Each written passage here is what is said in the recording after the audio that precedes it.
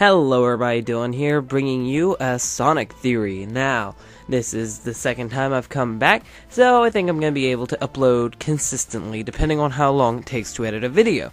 Now, I think this video is going to take quite a bit to edit, so let's begin. This is, did Eggman create Sonic the Hedgehog? This theory centers around Eggman creating Sonic, of course. Now, they said that Eggman created Sonic for good, but I'm going to slightly tweak it so it works with my own research. Now, let's start with the fact that Eggman knew that Gerald was researching into creating the perfect life form, and the perfect life form is a hedgehog. So what if Eggman decided to try to create his own perfect life form? So he starts digging in Gerald's research and seeing that he went to the Echidna ruins, so he decides to go there. There he sees the mural from Sonic 3 and Knuckles, or just Sonic 3, where it shows a hedgehog being able to fight a giant robot holding the Master Emerald. It's here where he learns about the Chaos Emeralds and figures that he can use them for a power source for later, and it's also where he finally confirms that he needs to create a hedgehog. Now for this next part, I wouldn't really know exactly how he would create Sonic, but I'm assuming he would create Sonic very similar to how Gerald created Shadow, but because he doesn't have the help of the black arms, Sonic turns out blue somehow. And he's not as strong as Shadow is with the Chaos Energy. But it does make sense that Eggman would create Sonic because how Sonic can tap into Chaos Control, something that a normal animal shouldn't be able to do right away. But he can because Eggman knows Gerald's research in order to let them tap into Chaos Control, as seen by how Shadow can tap into Chaos Control. Now Eggman wants to test out Sonic's strengths, so he puts his friends inside of robots, and it shows him not to just kill things right away because sometimes your friends might be in danger. Eggman goes around building these levels specifically designed to test Sonic's speed and strength. That's why sometimes you see loop-de-loops and sometimes you see these little platforms that go up and down. Each time Eggman's not really attempting to kill Sonic because of all of his weak robot attachments to the Eggmobile at the end. He's just trying to test Sonic to see how well he can do against other opponents. You could almost say that all this is far away from humanity, so no one will see the experiments going on, and that's why you never see any humans in the original Sonic games. Now it's time for Eggman to test Sonic's speed, and what else to test Sonic's speed is with another Sonic robot.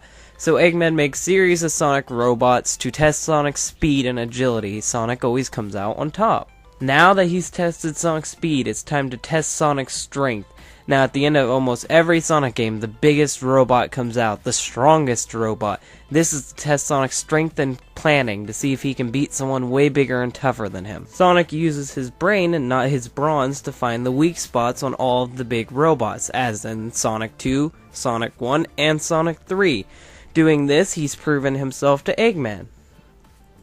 After he's proven himself to Eggman, Eggman probably tries to get Sonic to join up with him, but Sonic declines and runs off. So now Eggman is stuck to just finding out Gerald's other research to see if he can recreate any of Gerald's other things he studied about. This is proven when Eggman helps bring out Perfect Chaos in Sonic Adventure 1 and brings out Shadow in Sonic Adventure 2, two things that Gerald has been researching about. But in the end, Sonic's always there to stop him. Now, I like that theory is pretty cool, but let's look at the bad sides, if we will. Now, the biggest flaw is Eggman is an egotist. We can see it by how he prints his face on everything. How come Eggman never told Sonic he was his creator? If he created something as good as Sonic, you'd think he would want to tell people, but he never does. Now, after Sonic Adventure 2, when Shadow basically goes rogue, Eggman tries to recreate Shadow. His Shadow androids are tough, but nowhere close to the toughness of Shadow. If he can't even recreate Shadow, what would make us think that he created Sonic to begin with? Oh yeah, I'm also adding this part in. I know that Eggman created Sonic in Sonic the Comic, but we're not talking about Sonic the Comic. We're talking about the video games, and I've already talked about that before in my Eggman video. You can go watch that now. And finally, most of all, Eggman just wants to build his Eggman Land theme park and take over the world. He doesn't really care about anything else. Yes, he does look at Gerald's research, but only because it helped him further his goal to conquer the world. Eggman wouldn't create Sonic because Sonic wouldn't help him destroy or rule the world. That's just how it goes there. Eggman only wants to take over everything. Why would he make Sonic have a sense of justice and want to fight him? And this is in the story. This is in the theory. The theory even goes so far as to say Eggman programmed Sonic not to kill him.